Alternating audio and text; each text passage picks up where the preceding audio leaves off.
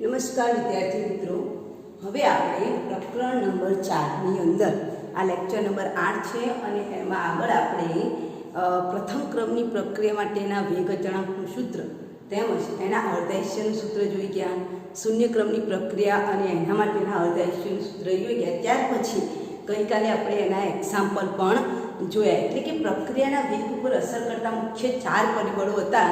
એક હતો તાપમાન, બીજું છે દબાણ, ત્રીજું છે સાંદ્રતા અને ચોથું છે ઉદ્દીપક.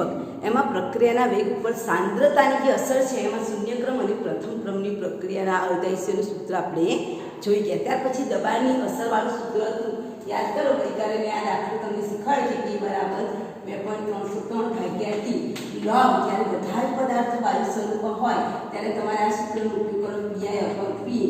પીઆઈ એટલે પ્રારંભિક સમયની અંદર જ્યારે પ્રક્રિયાની શરૂઆત થયા હોય એ વખતનું દબાણ, અને પીએ એટલે ઘટક નંબર 1 જે આપેલું છે પ્રક્રિયકના ઘટકનું આંશિક દબાણ. તો આ સૂત્રનો પણ આપણે ઉપયોગ કર્યો છે. ધેટ મીન્સ પ્રક્રિયાના વેગ પર અસર કરતા પરિબળ નંબર 2 દબાણની પણ વાત થઈ ગઈ.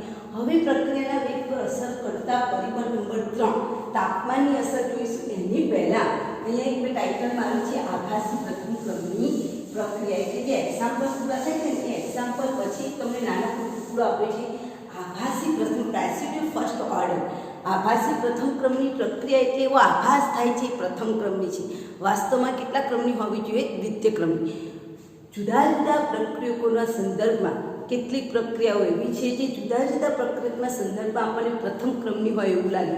ધારો કે હું અહીંયા એક પ્રક્રિયા લખું છું A વત્તા B, એમાંથી તમને નિબંધ મળે છે C વત્તા D. ઓકે, હવે આ પ્રક્રિયાનું જે વેગ છે એ પ્રક્રિયકની સાંદ્રતા એટલે કે A અને B પર આધાર રાખે છે. બરાબર, માની લો કે અમારો કોઈ પ્રક્રિયાનો વેગ છે એમાં પ્રક્રિયક A ની સાંદ્રતા 0.1 છે અને પ્રક્રિયક B ની સાંદ્રતા 55.55 છે. જોજો, આ જે પ્રક્રિયા છે એમાં પ્રક્રિયા વેગને કાઢીને આપણે શું લખી શકાય? K લખી શકાય. હવે આ પ્રક્રિયાની અંદર મારા એ પ્રક્રિયકની સાંદ્રતા 0.01, બરાબર, ધ્યાનથી સાંભળો, અને પ્રક્રિયક B છે એની સાંદ્રતા 55.55 છે. એનો મતલબ શું કે આ એક પ્રક્રિયકની સાંદ્રતા ખૂબ ઓછી છે જ્યારે બીજા પ્રક્રિયકની સાંદ્રતા એટલી બધી વધારે છે કે લગભગ આપણે એનું મૂલ્ય શું ગણી શકીએ? અચળ ગણી શકીએ. તમે જુઓ, આ પ્રક્રિયક A છે 0.01 છે, પ્રક્રિયક B છે એ 55.55, જેને પાણીના આપણે મોલ કહીએ છીએ 1 લિટર માટે.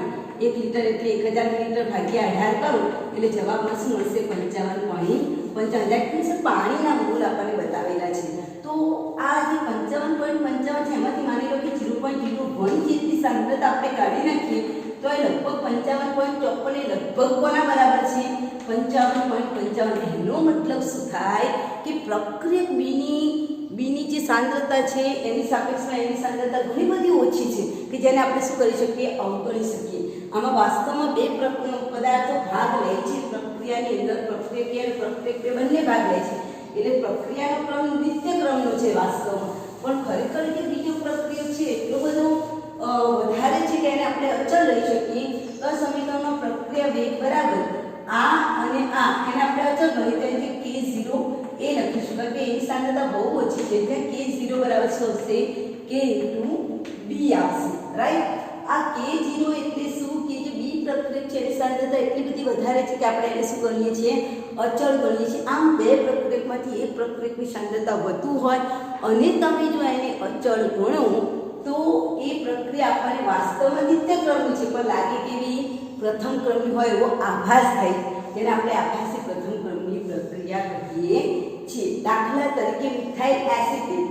મિથાઇલ એસિટેટ એટલે CH3COO CH3. આ મિથાઇલ વાળો ભાગ છે અને આ એસિટેટ એટલે કે 2 કાર્બન વાળો એસ્ટર. આ મિથાઇલ એસિટેટનું જળ વિભાજન કરવું. જળ વિભાજન કરવા માટે આપણે ઉદ્દીપકની જરૂર પડે H+ આયન. હવે જળ વિભાજન કરવાથી બધાને ખબર છે આ પાણીના જળ વિભાજનથી 2 આયનો એડ થાય, H+ અને OH- આયન. તો H+ અહીંયા ઉમેરાશે, OH- આયન અહીંયા ઉમેરાશે, એટલે એસ્ટરના જળ વિભાજનથી તમને એક પદાર્થ એસિડ મળશે અને બીજો પદાર્થ મળશે આલ્કોહોલ.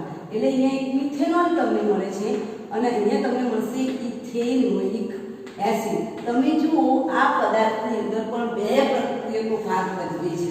એક તો મિથાઇલ એસિટેટ અને બીજું છે પાણીનું અણુ. પણ મિથાઇલ એસિટેટની સાપેક્ષમાં માની લો કે મિથાઇલ એસિટેટ છે એના 0.01 મોલ છે, એની સામે પાણીના કેટલા મોલ છે? 10 મોલ છે.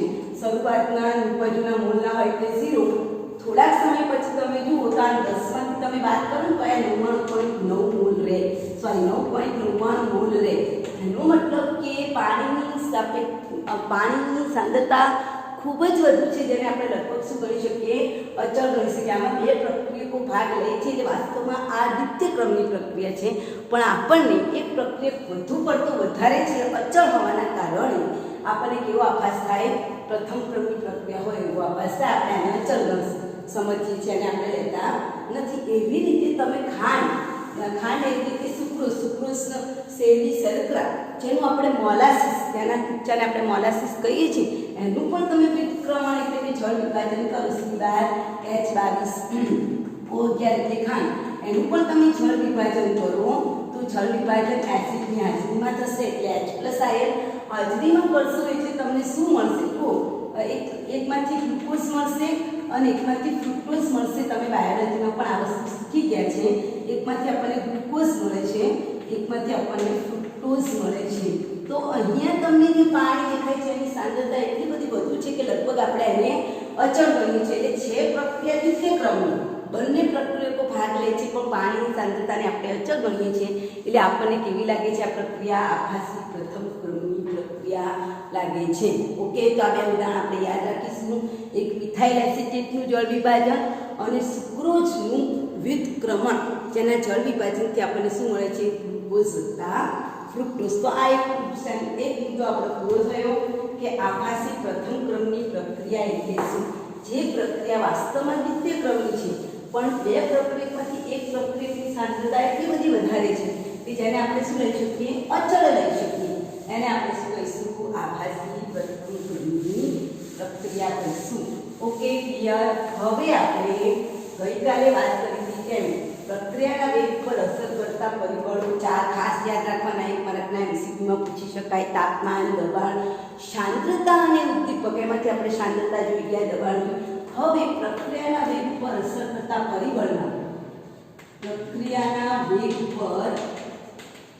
પર અથવા અને વેગ અચળાંક પર, પ્રક્રિયાના વેગ અચળાંક પર તાપમાનની અસર અથવા તો પ્રક્રિયાના વેગ પર તાપમાનની અસર સમજાવો. જેને બીજા શબ્દોમાં આર્હેનિયસનું સમીકરણ તારવું એવું પણ પૂછાય છે. આર્હેનિયસનું સમીકરણ તારવું. બે રીતે આ પ્રશ્ન તમને પરીક્ષામાં પૂછી શકાય.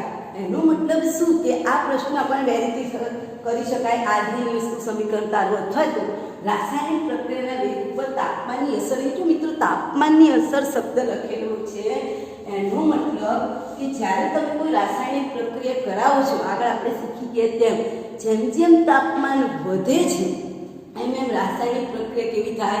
ઝડપી થાય. ફોર એક્ઝામ્પલ, તમે ખાંડને સાદા પાણીમાં ઓગાળો અને એ જ ખાંડને તમે ગરમ પાણીમાં ઓગાળો તો સ્વાભાવિક છે કે ગરમ પાણીમાં ખાંડ ઝડપથી ઓગળે છે. દેટ મીન્સ કે જ્યારે તાપમાન વધે છે રાસાયણિક પ્રક્રિયાનો વેગ વધે.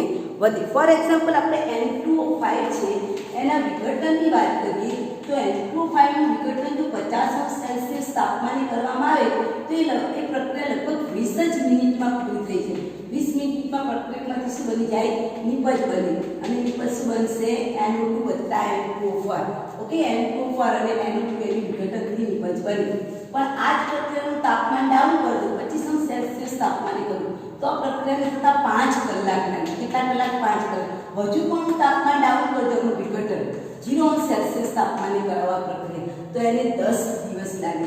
જો મિત્રો અહીંયા તમે નોંધ કરો કે જો હું તાપમાન ડાઉન કરું છું, નીચું લઈ જાઉં છું, તો પ્રક્રિયા એકદમ જ ધીમી થઈ જાય છે. જ્યારે પ્રક્રિયાનું તાપમાન વધારીએ છીએ તો એ પ્રક્રિયા તમે જો 5 કલાક 10 દિવસમાં થતી તે પ્રક્રિયા 5 કલાકમાં થાય છે, 5 કલાકમાં થતી તે પ્રક્રિયા કેટલી મિનિટમાં થાય છે? 20 જ મિનિટમાં થાય છે. આનો મતલબ શું થાય કે જેમ જેમ તાપમાન વધે છે તેમ તેમ રાસાયણિક પ્રક્રિયા કેવી થાય છે? ઝડપી થાય છે, પ્રવેગી ગતિ થાય. એવી રીતે આપણે કે આપણે પડદાનો જાંબલી રંગ આપણને બધાને ખબર છે. આપણે કે એમનો પણ દ્રાવણ જોયું છે 11 સાયન્સમાં આપણે પ્રેક્ટિકલની અંદર બતાવ્યું છે. તો કે એમનો પણ જાંબલી રંગ કરવો હોય તેમાં H2CO ઉપર તમે નાખો છો ઓક્ઝેલિક એસિડ જો નીચા તાપમાને નાખવામાં આવે તો એને રંગવિહીન થતા બહુ વાર લાગે. કેમ? કારણ કે એનો રંગ તો વાર લાગશે. તાપમાન ડાઉન છે, પણ તમે જો આ જ પ્રક્રિયા થોડું ઊંચા તાપમાને કરાવો, એને થોડું ગરમ કરી નાખો, ઊંચા તાપમાને કરાવો તો રંગવિહીન બનવાની પ્રક્રિયા કેવી થશે? ઝડપથી થાય છે. આ બધા જ ઉદાહરણ તમને શું બતાવે છે કે જેમ તાપમાન વધે છે રાસાયણિક પ્રક્રિયાનો વેગ વધે છે. હવે આના પરથી આપણે શું તારણ કરી શકાય છે કે રાસાયણિક પ્રક્રિયા માટે 0.0 તાપમાનનો વધારો કરવાથી વેગ અચળાંકે લગભગ બમણો થાય છે. આ વાક્ય અહીંયા લખું છું. આ વાક્ય ખરેખર બહુ સાચું છે, કારણ કે જો આપણે રાસાયણિક પ્રક્રિયાના વેગની અંદર 0.0 નો વધારો કરીએ છીએ, રાસાયણિક પ્રક્રિયા છે એનું જે પ્રક્રિયા માટે 0.0 નો વધારો, રાસાયણિક પ્રક્રિયા માટે 0.0 નો વધારો કરતા પ્રક્રિયાનો વેગ જે છે કેવો થઈ જાય છે? વેગ અચળાંક કે લગભગ કેવો થાય છે? બમણું થાય છે. આ આપણે ખાસ યાદ રાખીશું, બમણું થાય છે. એનો મતલબ કે જે પ્રક્રિયા 50° તાપમાને થતી હોય એને તમે 60° તાપમાને કરાવો. 50° માની લો કે આનું મૂલ્ય 1.2 × 10⁻⁴ છે, બરાબર, અને હું 10°C તાપમાન વધારી દઉં છું તો આનું મૂલ્ય આના કરતાં ડબલ એટલે કે 2.4 થઈ જશે. ક્લિયર? સમજણ પડી? કોઈ પણ પદાર્થનું તાપમાન તમે 10°C વધારી કાઢો એટલે એનો વેગ અચળાંકની વેલ્યુ કેવી થઈ જાય? ડબલ થઈ જાય છે. અને આ વસ્તુ આપણને આર્હેનિયસ નામના વૈજ્ઞાનિકે બહુ જ સારી રીતે આપણે સમજાવી છે. તો હવે આપણે આર્હેનિયસનું સમીકરણ જોઈશું કે આ પ્રક્રિયાના વેગ ઉપર થતી તાપમાનની જે અસર છે એના માટે ઘણા બધા વૈજ્ઞાનિકો વોન્ટોફે આવી ગયા, એને પણ પ્રયત્ન કર્યો, પરંતુ રાસાયણિક પ્રક્રિયાના વેગ ઉપર તાપમાનની ચોકસાઈપૂર્વકની અસર પણ સમજાવી શકે છે આર્હેનિયસ નામના વૈજ્ઞાનિક. તો હવે આપણે આર્હેનિયસનું સમીકરણ કાઢીશું. તો આર્હેનિયસના મત અનુસાર વેગ અચળાંક k બરાબર આવું સૂત્ર છે, k બરાબર AE-EA/RT, જ્યાં k બરાબર શું છે? વેગ અચળાંક છે. એ શું છે? આર્હેનિયસ અચળાંક પણ કહેવાય, આર્હેનિયસ અચળાંક પણ કહેવાય, આર્હેનિયસ આવૃત્તિ પણ કહેવાય, આર્હેનિયસ આવૃત્તિ અવયવ પણ કહેવાય, બરાબર, કેપિટલ A એટલે, બરાબર. જ્યાં EA શું છે? એક્ટિવેશન એનર્જી, સક્રિયકરણ ઉર્જા. A એટલે એક્ટિવેશન, E એટલે એનર્જી, એક્ટિવેશન એનર્જી એટલે સક્રિયકરણ ઉર્જા. તો સક્રિયકરણ ઉર્જાનું મૂલ્ય તમે કિલો કેલરીમાં લો તો R ની વેલ્યુ પણ તમારે કિલો કેલરી પ્રતિ મોલમાં જ રહેવાની. જ્યાં R શું છે? વાયુ અચળાંક. જેની વેલ્યુ 8.314 છે. તમે આને કિલો કેલરીમાં લો તો આ તમારે કિલો કેલરી પ્રતિ મોલમાં લેવું પડે. અને આને જો તમે કેલરીમાં લો તો પણ યાદ રાખવાનું કે EA અને R બંનેના એકમો કેવા હોવા જોઈએ? સરખા હોવા જોઈએ. Okay, clear? જો તમે કિલો કેલરીમાં લો તો આ પણ કિલો કેલરી પ્રતિ મોલ આવશે. આને તમે કેલરીમાં લેશો તો આને પણ આપણે કેલરી પ્રતિ મોલમાં લઈશું. જ્યાં T એ શું છે? નિરપેક્ષ તાપમાન છે. નિરપેક્ષ તાપમાન શબ્દ વાપરીશું. એટલે પહેલા તો આપણે સૂત્ર લખી નાખ્યું k બરાબર AE-EA/RT. હવે જે આ સમીકરણ છે એ સમીકરણનું જો આપણે બંને બાજુએ લોગેરિથમ નેચરલ લોગ લઈએ તો આ સમીકરણને આપણે આમ લખી શકીએ ln k બરાબર ln a. તમે નેચરલ લોગ લેશો ને એટલે આખા પદ બાજુમાં આવી ઉભરી જશે -EA/RT. આ સમીકરણ થઈ ગયું તમારું. શું સમીકરણ? બંને બાજુએ નેચરલ લોગ લીધો એટલે સમીકરણ આવે છે ln k બરાબર ln a -EA/RT. હવે આ સમીકરણને હું લોગમાં ફેરવું, નેચરલ લોગમાંથી લોગમાં ફેરવું તો 2.303 log k બરાબર 2.303 log a -EA/RT. ઓકે, હવે આ જે સમીકરણ આવે એમાંથી 2.303 ને બધામાંથી સામાન્ય કાઢી નાખીએ તો log k બરાબર log a -EA/2.303 R T બધામાંથી મેં 2.303 છે એના વડે બધા સમીકરણને ભાગી નાખ્યા તો તમને સૂત્ર મળે છે log k બરાબર log a minus ea upon R T. અહીંયા હું તમારી સમક્ષ બે આલેખ દોરવાની છું. પહેલું જે આલેખ છે ln k વિરુદ્ધ 1 અપોન t બરાબર. ત્યાર પછીનું જે આલેખ આપણે દોરીશું ln પહેલો આલેખ દોરીશું ln k વિરુદ્ધ 1 અપોન t નો આલેખ. તો તમે જ્યારે ln k વિરુદ્ધ 1 અપોન t નો આલેખ દોરશો એટલે એ આલેખ પર સીધી રેખા મળશે. એના જે આંતરછેદની વેલ્યુ છે એ આ આંતરછેદ કહેવાય પહેલાનું બન્યું. પણ આ log માટે હું ln k માટે બતાવું છું. ln k વિરુદ્ધ 1 અપોન t નો આલેખ દોરશો તો આંતરછેદની વેલ્યુ આપણને ln a મળશે જોજો. અને અહીંયા જે ઢાળ દોરીશું એ ઢાળની value minus ea upon r મળશે જોજો. ખાસ ધ્યાનમાં રાખીશું ln k વિરુદ્ધ 1 અપોન t. પણ જો પરીક્ષામાં log k વિરુદ્ધ 1 અપોન t દરેકમાં બે બે આલેખ દોરું છો તમે ધ્યાનમાં રાખજો. log k વિરુદ્ધ 1 અપોન t નો આલેખ આપણે દોરીએ તો log k વિરુદ્ધ 1 અપોન t નો આલેખ દોરતા એ આલેખમાં ઢાળ જે મળશે આપણને અહીંયા સીધી રેખાનો જે મળશે અહીંયા જે આંતરછેદ છે હવે logમાં ફેરવી એટલે ln ની જગ્યાએ શું મળશે log a મળશે. અને જે ઢાળ છે એ ઢાળની value minus ea upon 2.303 r મળશે. આ ખાસ તમારે પરીક્ષામાં ધ્યાનમાં રાખવાનું છે. એટલે ln k વિરુદ્ધ 1 અપોન t દોરશો તો ઢાળ મળશે માઈનસ ea અપોન r. પણ log k વિરુદ્ધ 1 અપોન t નો આલેખ દોરશો તો વેલ્યુ મળશે માઈનસ ea અપોન 2.303 r. હવે આપણે જો બે જુદા જુદા તાપમાને T1 અને T2 તાપમાને જો વેગ અચળાંક અનુક્રમે k1 અને k2 હોય તો આ સમીકરણ જે ઉપરોક્ત સમીકરણ નંબર 1 છે એને હું નીચે પ્રમાણે લખી શકું. log k1 log a minus ea upon rt1 સમીકરણ નંબર 1. સમીકરણ નંબર 2 નંબર 2 log k2 બરાબર log a minus ea upon rt2 સમીકરણ નંબર 3. હવે સમીકરણ નંબર 3 માંથી સમીકરણ નંબર 2 ને બહાર કરતા અહીંયા હું ઇરેઝ કરી દઉં છું કારણ કે પેપર દેખાશે. ઓકે એટલે અહીંયા આપણે આ જે આર્ગેનિયસ સમીકરણ આધાર પર છે એ તમે જોઈ લેજો.